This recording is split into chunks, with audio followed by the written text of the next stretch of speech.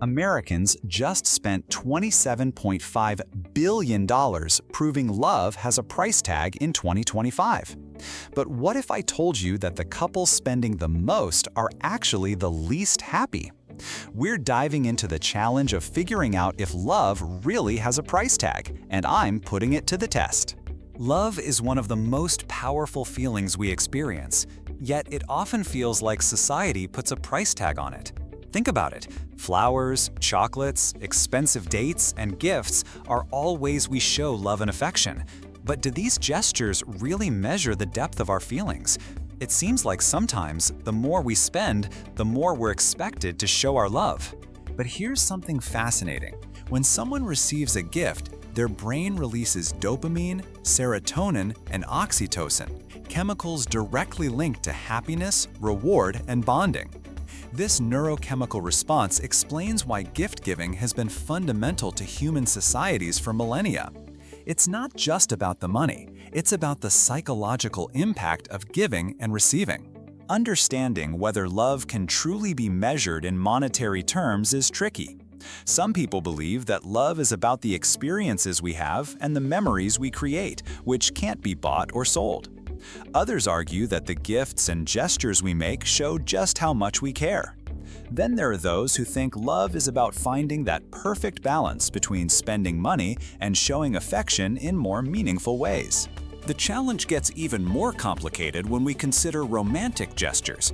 Think about proposal stories where someone drops a small fortune on a diamond ring. But here's the thing. Before the 1930s, diamonds were rarely given as engagement rings.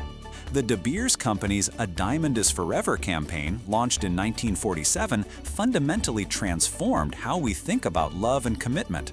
They created the 2-month salary rule and convinced entire societies that diamond engagement rings were essential symbols of true love.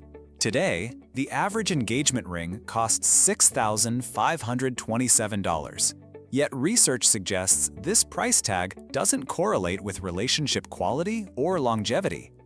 Is the love more real because of the price tag on the ring? Or are we just caught up in societal expectations that were literally created by marketing campaigns? Our society also plays a big role in how we view love and its price tag. Think of all the romantic comedies and movies where the grand gestures win over the heart. These narratives shape our expectations and sometimes make us feel like love has to be expensive to be real. But does it really? Let me share something eye-opening. Dr. Gary Chapman's 5 love languages research shows that only 22% of people prefer gifts as their primary love language. Acts of service demonstrates 83% effectiveness in strengthening relationships, while quality time and words of affirmation rank much higher than expensive presents. This means that for most people, love isn't about what you spend, it's about how you spend your time and attention. Here's where it gets interesting. Experiential gifts create 74.7% relationship strengthening compared to 69.2% for material gifts. So that expensive dinner might actually mean more than that expensive watch, not because of the cost, but because of the shared experience and memories created. But there's a darker side to this story. High materialism shows a negative 34% correlation with relationship quality. Financial stress negatively impacts 65% of relationships, and 56% of couples regularly argue about money. Americans spent $27.5 billion on Valentine's Day in 2025, with jewelry accounting for $6.5 billion. That's a lot of pressure to spend money to prove love. What's fascinating is how different cultures express love. In Finland, couples participate in wife-carrying championships as expressions of commitment. In Japan, women traditionally create elaborate bento lunchboxes as expressions of affection. Pacific Island cultures present whale teeth as symbols of deep respect. These customs show that meaningful romantic expression doesn't require significant financial investment. I've come to realize that love is about so much more than what we spend on it. A few years ago, I had a conversation with my grandmother about her marriage.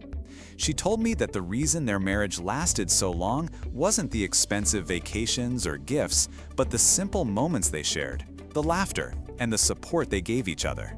Research actually backs up my grandmother's wisdom. Studies show that couples who focus on simple, shared experiences report higher relationship satisfaction than those prioritizing expensive gestures.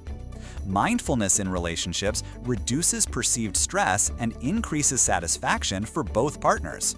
The simple moments she described align with research showing that experiences create lasting memories that strengthen relationships over time, while material possessions often provide only temporary satisfaction. Those simple moments my grandmother talked about are priceless.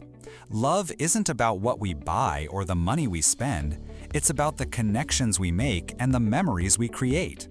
When we focus on these aspects, love becomes much more than just a price tag. In the end, love might have a price tag in some aspects, like gifts and gestures, but its true essence is priceless. The evidence is clear. Genuine relationship satisfaction stems from understanding your partner's preferences, sharing meaningful experiences, and expressing care through thoughtful actions rather than expensive purchases. If you've ever wondered if love can be measured by money, let me know your thoughts in the comments below. And if you're interested in more discussions about love and relationships, check out my video on the science of falling in love. I think you'll really enjoy it. Love this format? Smash that like button and subscribe for more deep dives. Disagree with my take? Drop your thoughts in the comments. I read everything. All sources I used, books, studies, and articles are linked in the description.